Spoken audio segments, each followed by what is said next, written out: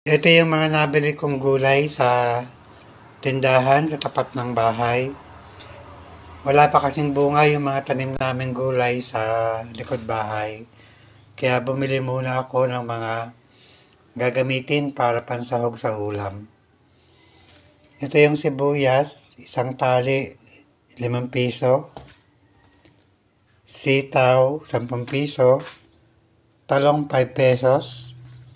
Kamatis, 20 pesos. Okra, 5 piso.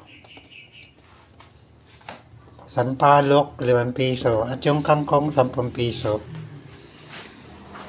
Wala kasing tindang labanos kaya okay na yan para sa sinigang na hipon.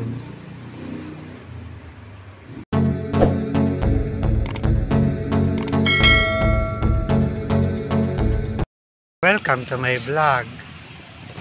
Dito lang ako sa bahay at magluluto ng ulam kung anong pwedeng mailuto. Mag-aabang tayo ng mga nagtitinda o nagro-rolling.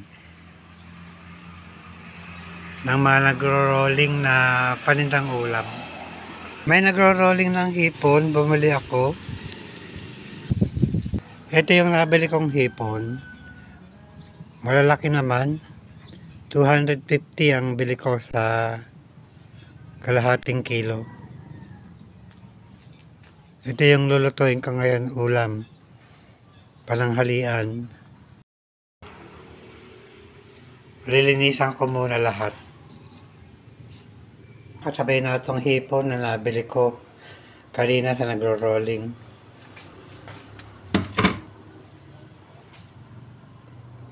Malalaki naman ang hipon. Habang wala pang nagpapaprint o nagpapaserox, magluluto muna ako ng ulam pananghalian. Dito lang naman to sa bahay kaya maririnig ko naman kung may tatawag sa habang nagbabantay ng business sa bahay. Sasabay ng pagluluto habang walang tao, habang wala pang nagpapaserox.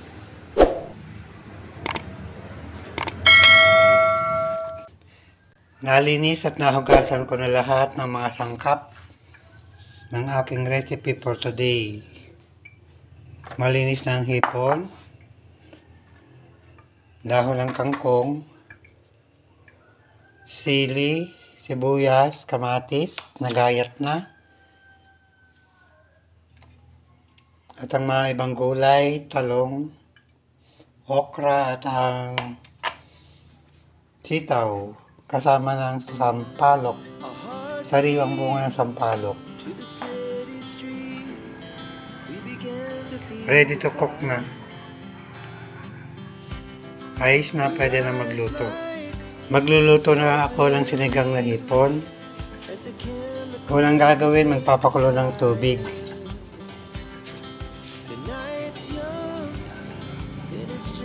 Kumukulo ng tubig, pwede na ilagay ang sibuyas kasabay ng kamatis. Pwede na ilagay ang sitaw.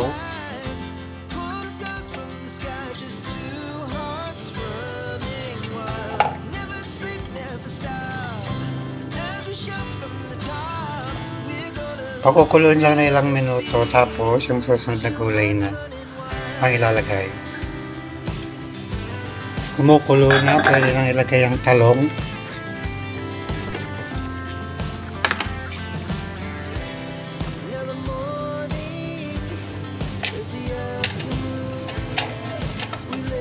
Lagyan din natin ng ilang piraso ng sampalok. Papakuloyin lang na ilang minuto ulit.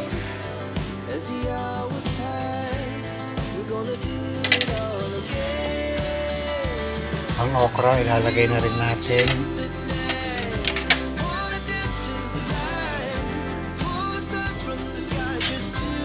Pakukuloy lang ng mga 3 to 5 minutes.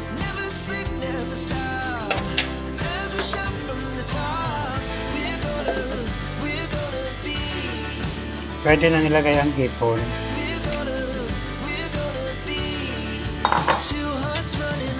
Ang hipon kasi madali lang maluto.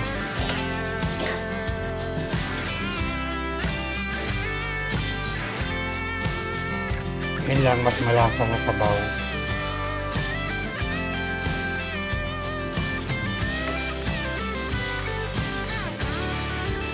Kaya lang kumulo ng maluto ang mga gulay.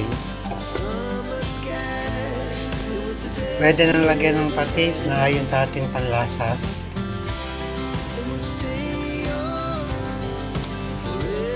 Pwede na rin isunod ang dahon ng kangkong. Make sure lang na nahugasang mabuti ang dahon ng kangkong.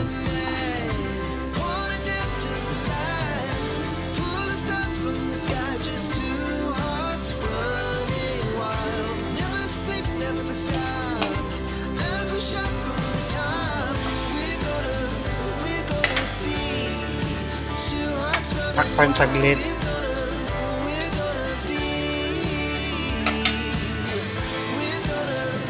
Pwede nang kumain ng tanghalian.